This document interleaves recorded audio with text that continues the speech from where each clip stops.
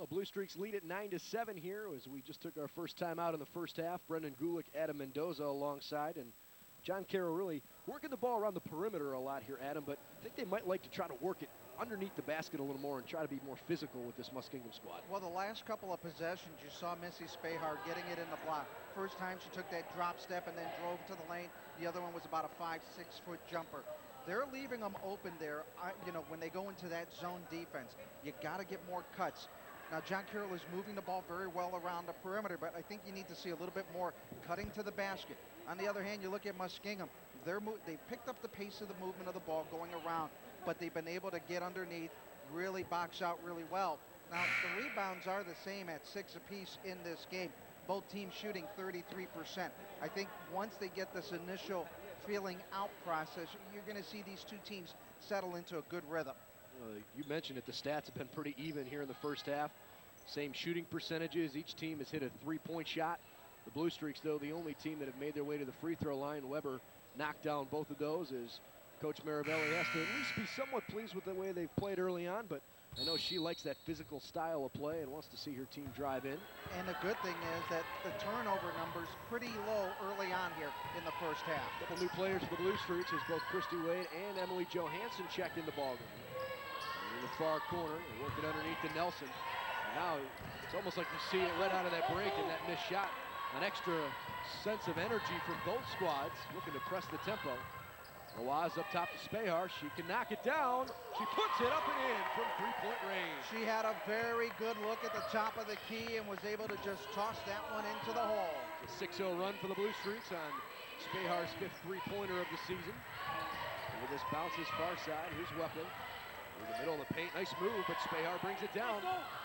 Spahar with an early 7 points and 3 rebounds, and she's being very physical out on the floor. Blue Streaks win that jump. 2 good defensive possessions right there for John Carroll. They made the stop, then they caused the jump ball situation, which gives John Carroll the basketball. Now they got to take an opportunity to continue the run. Just under 13 minutes ago in the first half, John Carroll with a 5-point lead. Johansson tried to drive, but she lost it. Here comes Gabby Davis. She'll slow the tempo. The Muskies looking to cut back into this Blue Streak lead after 2 bad offensive possessions. Nelson back into the right corner. Work it back up top. Down again to Nelson. She'll lay it up and in. Oh, very nice move. Didn't find anything to her left, then made a move to the right. And where you're looking at carbon copies between her and Missy Spahar when they get the ball in the post. These are 2 players that certainly mimic each other's play. Wade with a nice spin move at the last second. She just can't get the friendly roll. And it's ripped down by Nelson, her 3rd rebound. Big key, got to get the points in the paint. When you're that close, you've got to make them. Blue Streak still with a 1-possession lead here with 12 minutes to play in the opening half. And a dribble drive action and a nice block by Spahar. Oh, Spahar, Johnny on the spot. There was that spin move to the right, and she was right there to cut off the lane and get the block. Megan Billick tried to go up strong, a 5'11 junior from Indian Creek High School. And Spahar got her paws on it, and she just got another one. Missy Spahar having an outstanding first half for John Carroll. That's what shows how good of a player she is. She's in the passing lanes, not only down in the post, but up high. Here's Lustig into the left corner. Lawaz, great ball fake. Was sealed off with defensive play. Lustig looking around the arc again. Johansson back to Lustig. Under 10 to shoot it. Lustig with a high screen. Here's Johansson. She'll fire. And it's too short. Rebound hauled in by Tori Jarrett. Muskingum giving a couple of different looks on the defensive side. That time they went matchup zone. In the right corner, Billick. After a couple ball fakes, she airballs it, and Johansson comes down with a rebound. 11-13 here to go in the first half. John Carroll still leads by 3. An open Christy Wade in the corner for 3. Just missed. Billick with a rebound. Well, you want to get those long rebounds. That's showing you that nobody's really crashing the boards. Back and forth these teams have gone after putting up some open looks, but haven't capitalized their last few possessions. And Johansson, a little too physical that time. Clock stops with 10:54 to go in the opening half. A personal foul from Johansson, her first, team second. Emily Taylor is going to come into the ball game for John Carroll. Taylor takes the place of Johansson. And I think Karen Sidwell just came back out onto the floor for the Muskies as well. Another big opportunity for the defense for John Carroll to try to make a stop. Well, Taylor a little over-aggressive right after she comes in. There's nothing wrong with being over-aggressive. It just depends on how the officials are going to call the game. You can have games where you can get a hand in the face. You can check with the hands, and the referees are going to allow it, but sometimes you might not get that. It'll be interesting to see how the referees are going to let it. It's already been a pretty physical game early on to see if they'll let that continue. Taylor playing in her 10th game for John Carroll after transferring to the university. And she comes away with a loose ball there. I believe that foul's going to be whistled against Muskingum. It will be. As Megan Gulick stepped in the lane. Well, Lustig poked it away, and then Taylor came up with a loose ball, and she started her way up the floor, but Gulick bumped her. Last couple of possessions, you've seen John Carroll coming in and cutting off the passing lanes to get those turnovers and steals. Christy Wade looking underneath, but it's poked away again. Another turnover, 7th collective turnover in this early first half. Wepler with the basketball for Muskingum. They go back up top. They swing it around underneath now. Gulick fighting against Spahar. And it's going to be a Nelson short three-pointer. Wade is awfully physical, looking for that rebound on the long bounce, but she is the last to touch it before it goes out of bounds. Well, the guards for Muskingum, they've got to watch for Megan Gulick. She was open on the low right block the one time. They didn't see her, and then when she did get the ball late, there was Missy Spahar to protect. Each of these two teams a little bit cold from the floor right now. Another shot up and missed. That one tipped around, and again, another offensive rebound for Muskingum.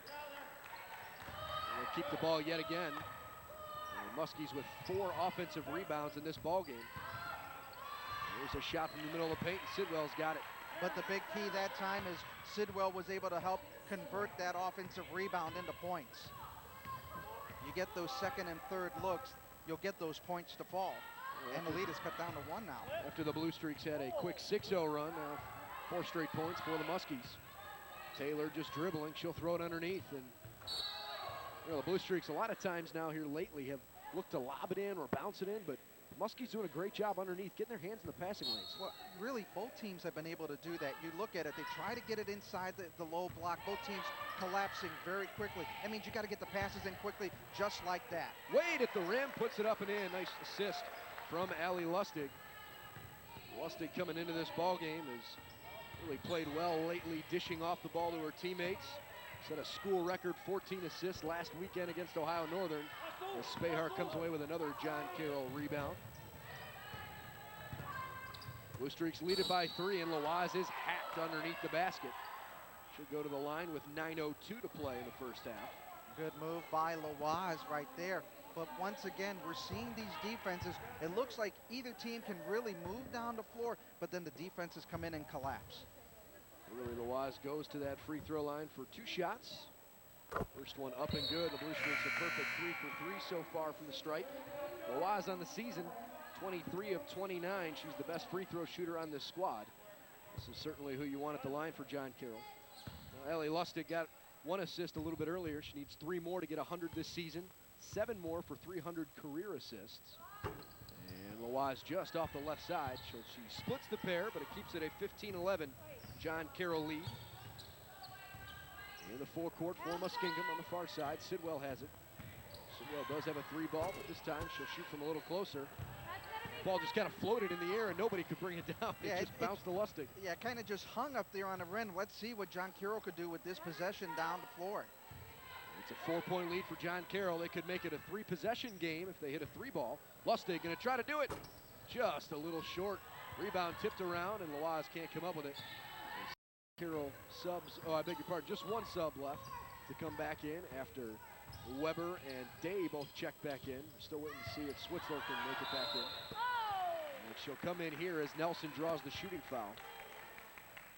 8:18 to play in the first half. Blue Streaks lead it by 4, but with 2 free throws, it could be cut in half here.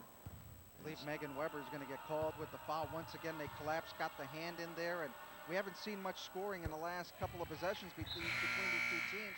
But you get some at the free throw line. I think that the big key is we saw these teams going into spurts. You saw John Carroll go to that 6-0 spurt.